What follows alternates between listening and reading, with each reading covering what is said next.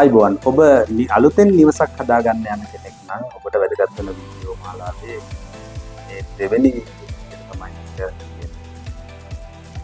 පළවෙනි වීඩියෝ එකේදී මම කතා කරා මේ ස්ථානය තෝරාගෙන ලොකේෂන් එක තෝරාගෙන සම්බන්ධ.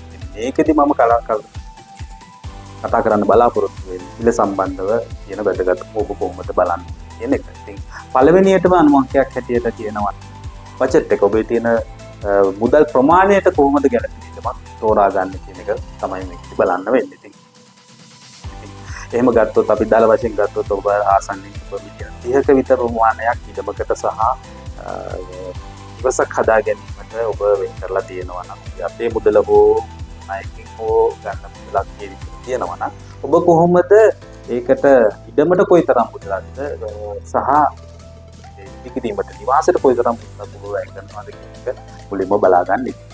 හදන්න පුළුවන් ගොඩනැගිල්ලේ ප්‍රමාණය ගැන අදහසක් අරගෙන ඒ සම්බන්ධව දන්නා පුද්ගලයෙක්ගෙන් කොයිතරම් මුදලක් මේකට වෙනවද කියන එක දැනගත්තොත් ඔබට වඩා පහසු වෙනවා ඉදමට යන ඉදමට වෙන් කරන්න පුළුවන් බජට් එක කොච්චර මුදලක්ද කරන්න පුළුවන් ඔබට වෙන් කරලා සොයා ගන්න. ඉතින් අපි උදාහරණයක් ඇටියට මිලියන 18ක් විතර අපි හිතමු අපිට වැය වෙනවා සාදා ගන්න.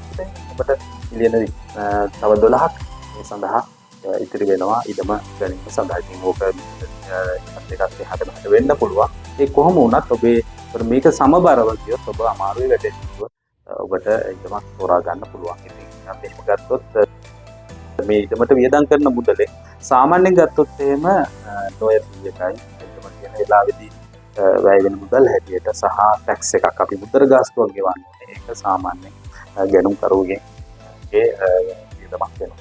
ඒ ගැන අවධානය යොමු කරගන්න.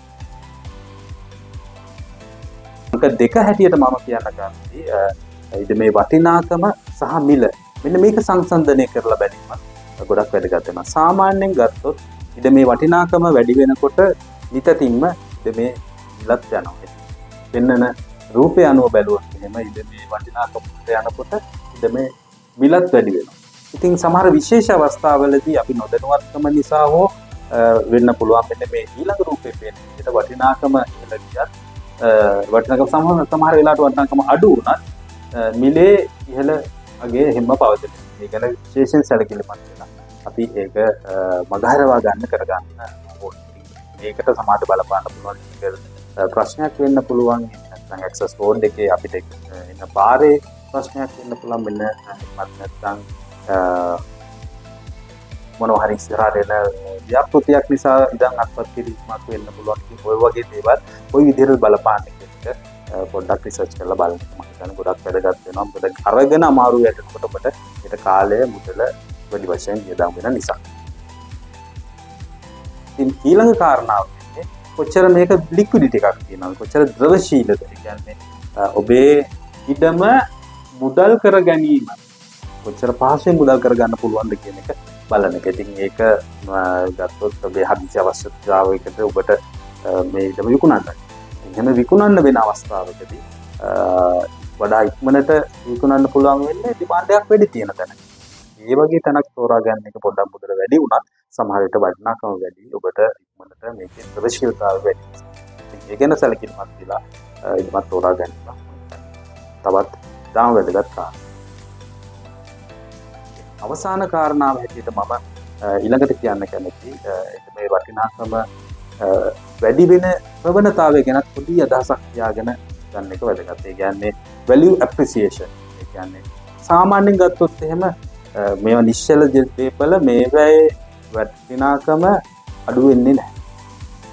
හැමදාම වටිනාකම වැඩි වෙනවා. නමුත් වටිනාකම වැඩි වෙන ප්‍රතිශත වැඩි වෙන ප්‍රමාණය වැඩි තැනකින් ගන්න එක ගොඩක් වටිනාකමක් වෙනවා. මොකද ඔබ මේ ජීවිත කාලෙටම වැය කරන ලොකු ආයුධයක්.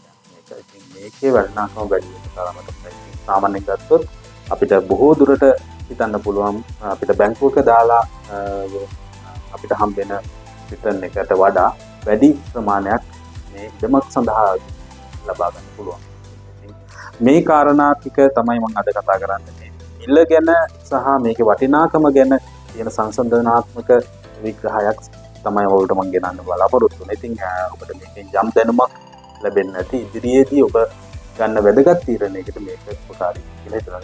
මේකට අදාළ තවත් කාරණා බොහෝ කාරණා මම ඉදිරි වීඩියෝ වලදී කියන්න කැමතියි. නැවත හමු වෙමු. බොහොම